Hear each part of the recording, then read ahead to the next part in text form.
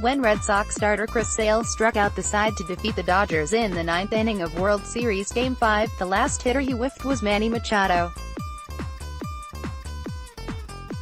Machado was playing his last game for Los Angeles, and he wasn't alone. Half of the position players in the LA lineup that was taking last licks, including Yasiel Puig, Yasmani Grandal, and Matt Kemp, were about to be ex-Dodgers. Boston's lineup, by contrast, was composed entirely of players who remain on the Red Sox roster in 2019. This year's Red Sox look a lot like last year's. That's not a bad thing, considering the 2018 Red Sox were not only one of the best teams in franchise history, but also one of the most successful teams of all time. It just makes it more difficult to find something new to say about a team that won 119 times over a span of 7 months. The only members of Boston's World Series roster who haven't returned are Ian Kinsler, Joe Kelly, and, barring a last-minute or mid-season reunion, Craig Kimbrell, all of whom reached free agency not long after the last out of Game 5. The Dodgers, meanwhile, shed the aforementioned quartet as well as Brian Dozier, Alex Wood, and presumably free agent Ryan Madson, more than twice as many departures as the victorious Red Sox, amounting to 21.9% of the team's combined batters faced and plate appearances in the Fall Classic. Boston's comparatively light losses represent only 11.9% of its total World Series playing time. Neither of those roster turnover figures is at all atypical for two teams on opposite sides of the series. As Sam Miller observed in 2013 and I documented again the following year, World Series winners tend to bring back a higher percentage of their players than World Series losers, so both Boston and LA spent the winter playing to type. The table below lists the roster return rates for every pennant winner in the wild-card era, first on the offensive side, by plate appearances, then on the pitching side, by batters faced, and then with both contributions combined. Year winner loser W offense L offense W pitching L pitching W all L year winner loser W offense L offense W pitching L pitching W all L on 1995 ATL CLE 95.4 93.9 92.7 86.7 94.1 90.2 1996 NYY ATL 94.5 72.0 69.8 93.9 81.8 83.0 1997 Flow CLE 62.4 62.2 43.4 75.2 52.7 68.8 1998 NYYSDP 100.0 57.6 80.4 53.7 90.4 55.6 1999 NYYATL 84.9 55.6 100.0 75.2 92.4 65.8 2000 NYY NIM 88.6 86.0 82.4 74.9 85.6 80.1 2001 RENYY 90.5 55.0 96.0 94.9 93.1 76.4 2002 NSFG 98.1 47.2 100.0 62.6 99.1 55.0 2003 Flow NYY 76.4 61.0 76.7 32.0 76.5 46.7 2004 Boss STL 85.7 67.6 66.0 70.7 76.4 69.3 2005 CWS WHO 81.1 92.2 88.9 100.0 85.0 96.2 2006 STL Det 92.7 98.2 48.3 99.5 70.7 98.9 2007 Boss Call 98.8 87.4 82.9 77.6 91.2 82.1 2008 Phi TBR 89.0 92.7 100.0 93.4 94.2 93.1 2009 NY Wi-Fi 71.1 85.3 95.5 42.2 83.5 63.3 2010 SFG Tech 75.8 77.8 100.0 72.3 87.7 74.9 2011 STL Tech 75.5 98.5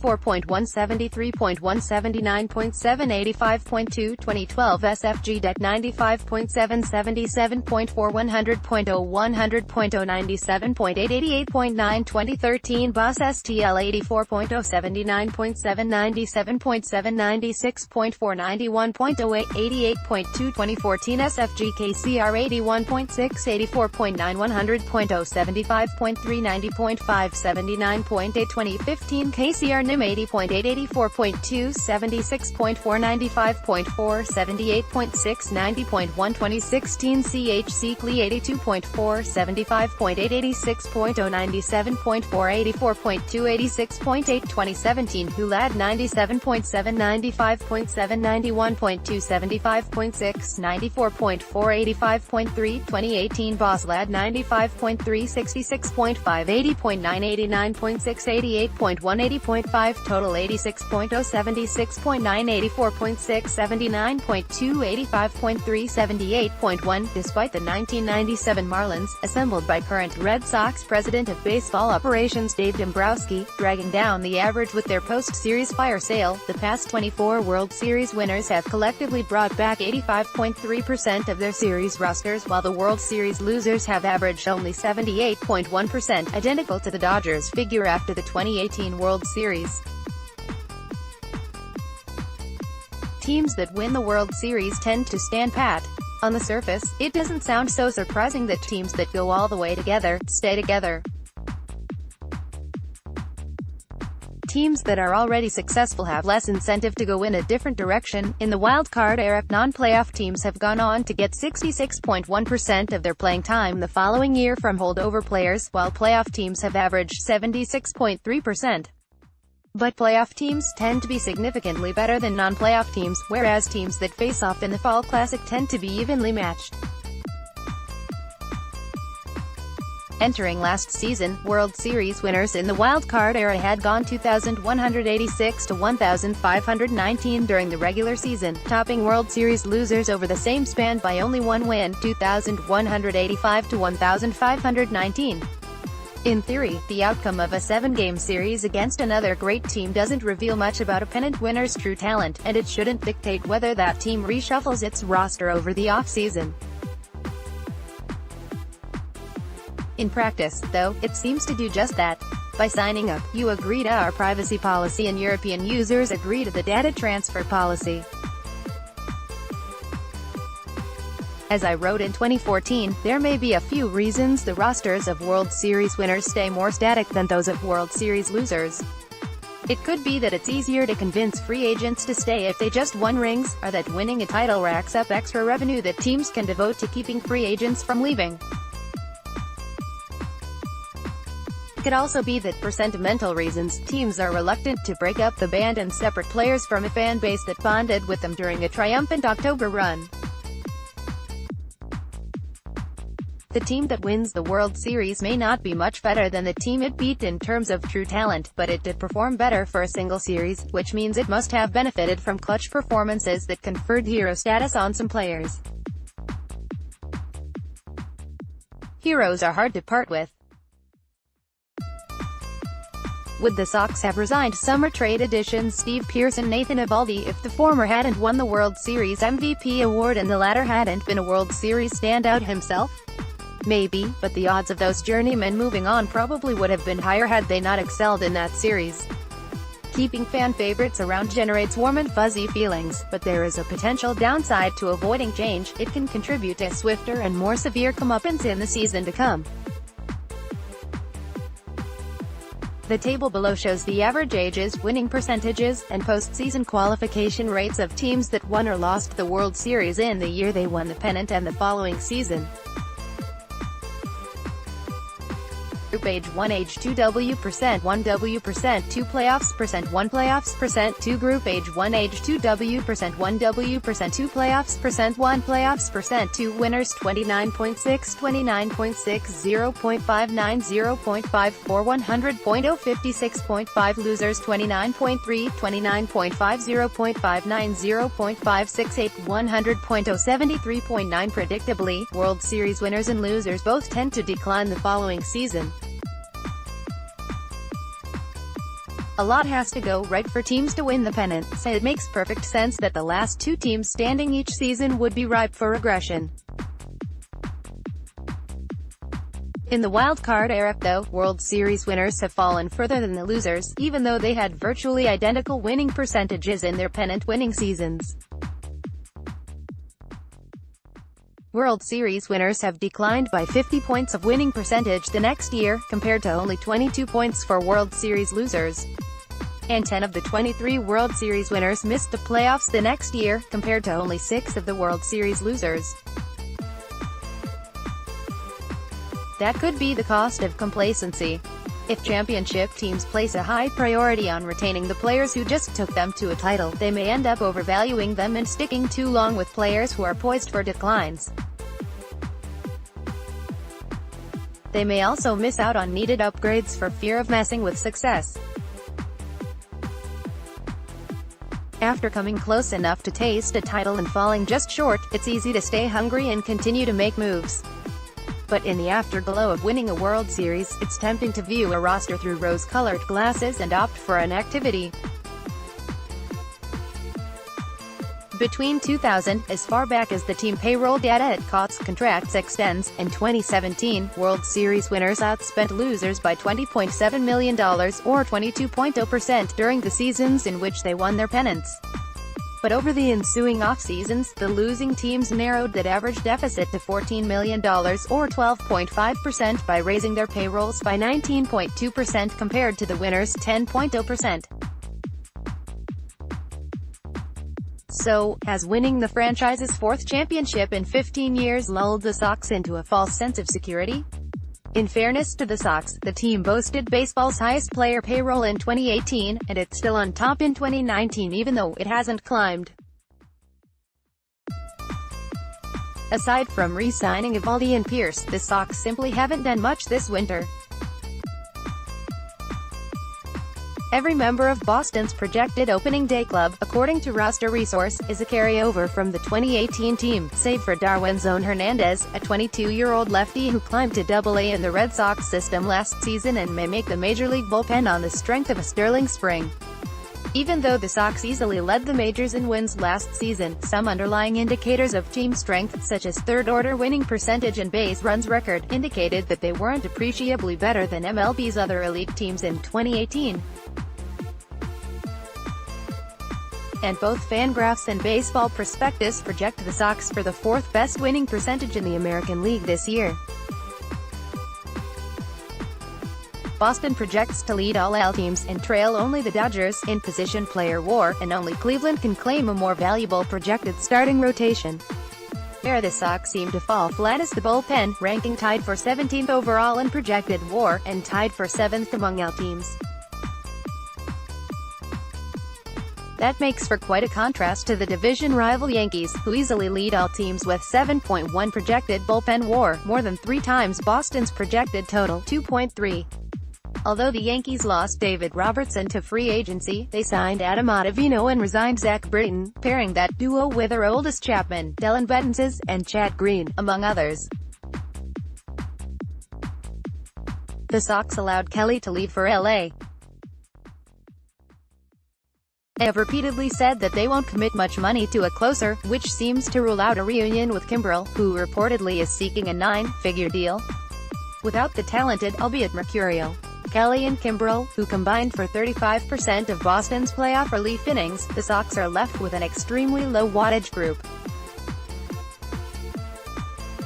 It's worth noting that until he joined the Red Sox, Dombrowski was known for being bad at building bullpens. In each of his previous stints with teams, Dombrowski's bullpens perennially ranked among the worst in the majors.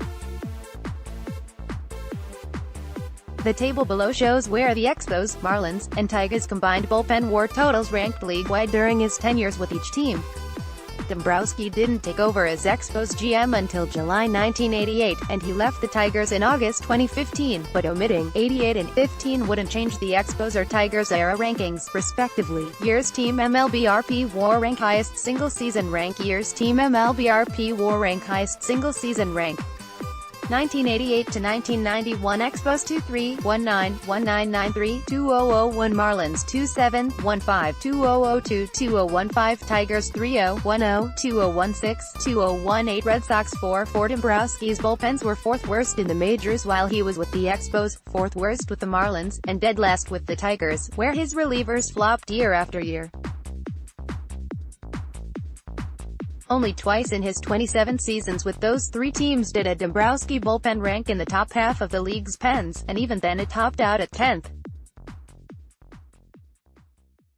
The average WAR rank of Dombrowski's bullpens from 1988 to 2015 was 21.5, the median was 22.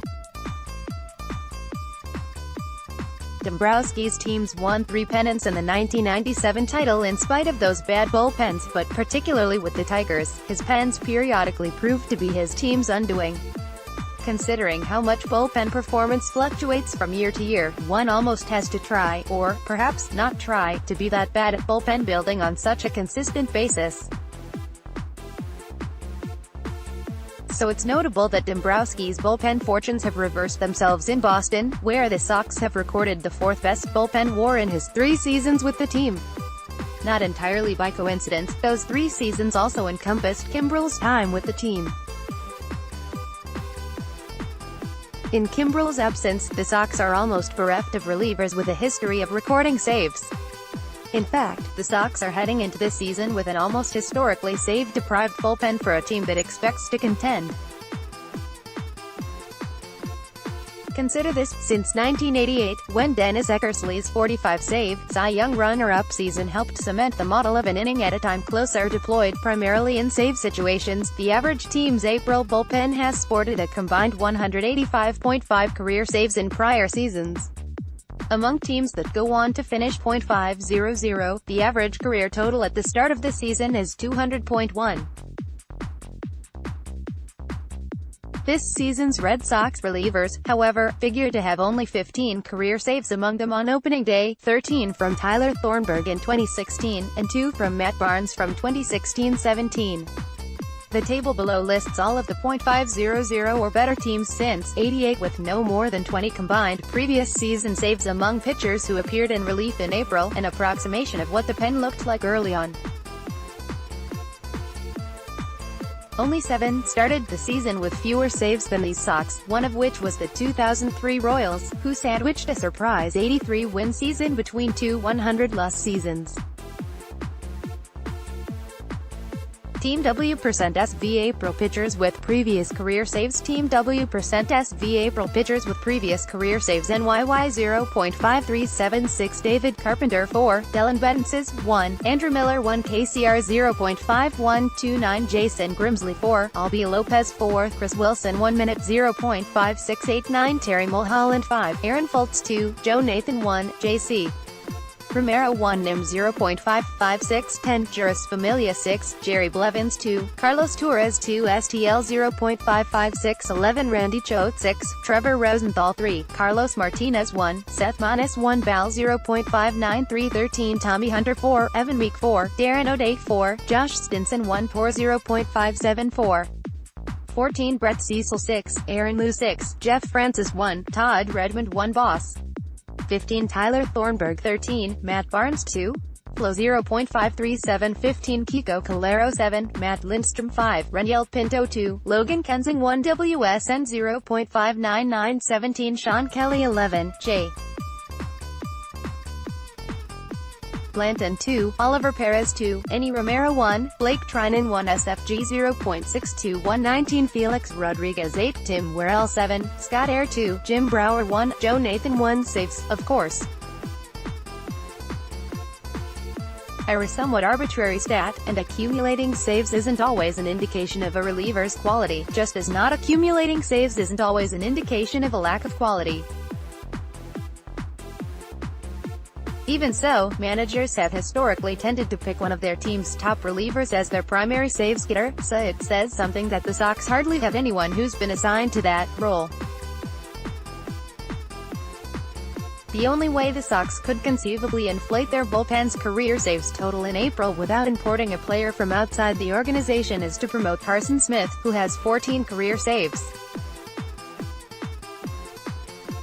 But the 29-year-old Smith, who's missed most of the past 3 seasons amid elbow and shoulder surgeries, is still working his way back from the latter, and he's had only one full, healthy campaign, which came 4 years ago.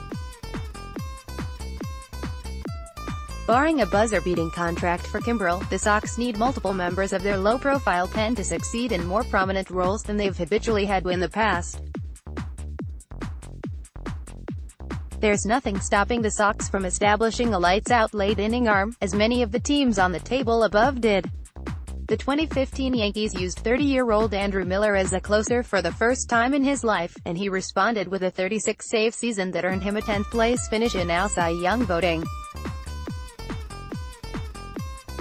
The 2004 Twins did the same with 29-year-old Joe Nathan, who embarked on a run of 6 consecutive seasons with more than 35 saves. The 2015 Mets had Juris Familia, who amassed 43 saves and went on to secure 51 the following season. The 2014 Cardinals anointed Trevor Rosenthal, and the 2014 Orioles converted Britton from his previous starting role. The 2015 Blue Jays broke camp with Roberto Osuna and designated him as their closer midway through that season. Closers can be found or manufactured along the way, and the Sox can do the same with Ryan Brazier or Barnes, the latter of whom pitched in higher leverage situations than any non-Kimbrel Red Sox reliever last year. But that suggested solution presupposes that the Sox need to have a closer, and teams are no longer acting as if declaring a closer and assigning him every save situation is a bullpen imperative. For the past few seasons, the cachet of the save has been slipping, and teams have been parceling out save opportunities much more democratically, deciding which pitchers to summon in save situations based on the most favorable matchups rather than on rigid, predetermined roles. The graph below charts the average percentage of saves recorded by a team's leading save getter in each season from 1988 through 2018. As the graph reveals, push-button, inflexible save assignments gradually gained in popularity in the 15 years after Eckersley helped make them the new normal, peaking at 80.7% in 2002 and plateauing in the mid-70s for more than a decade thereafter. That made the timing particularly poor for the 2003 Sox to embrace what came to be called a closer-by-committee approach, even if they hadn't drawn it up that way. In the preceding winter, the Sox parted ways with 2002 closer Yasiel Puig and decided to save on the bullpen, which led to a late-inning power vacuum that wasn't resolved until the team traded for Byung-Hyun Kim in late May. Those Sox still won 94 games and came tantalizingly close to a pennant, but the Boston bullpen's worst 5.38 era before Kim's acquisition caused a backlash that only strengthened teams' attachment to the closer-centric structure. Lately, though, the idea of a dedicated closer has eroded. Last year, only 60.6% of saves, on average, went to a team's leading saves getter, the lowest mark in this 31-season sample. Only 10 pitchers accumulated at least 30 saves, the fewest in a non-strike season since 10 reached that threshold in 1990, when there were only 26 teams. Only 18 pitchers recorded at least 20 saves, the fewest since 1991. But 44 pitchers amassed at least 10 saves, and 60 made it to 5, both of which were the highest totals in this sample of seasons. In that sense, the 2019 Red Sox are a team of its time, resisting the siren song of the proven closer and planning to piece together a pen out of pitchers who lack Kimbrel's ninth-inning aura. That said, teams still need to have good relievers, regardless of their roles. The projections are skeptical of Boston's pen as currently constructed, but many analysts were skeptical that that pen would perform last October, and the Sox wound up posting the lowest bullpen era of any playoff team with more than 7 innings in relief. It's one thing to shut down opponents over 14 games and 63 innings with Kelly, an admittedly shaky and potentially declining Kimbrel, and assists from starting pitchers, and another to do it down to trusted arms for 6 months or more. Piecing together a bullpen is more manageable than piecing together a lineup or rotation, so if the Sox had to have a weakness, they've picked the right one. There's plenty of time for the Sox to call in the cavalry between now and July 31st, but at some point this season, they may wish they'd been more proactive about bolstering the bullpen with new blood, or even bringing back another bearded, familiar face. Thanks to the Ringers Zach Graham and Rob McQuown of Baseball Prospectus for research assistance.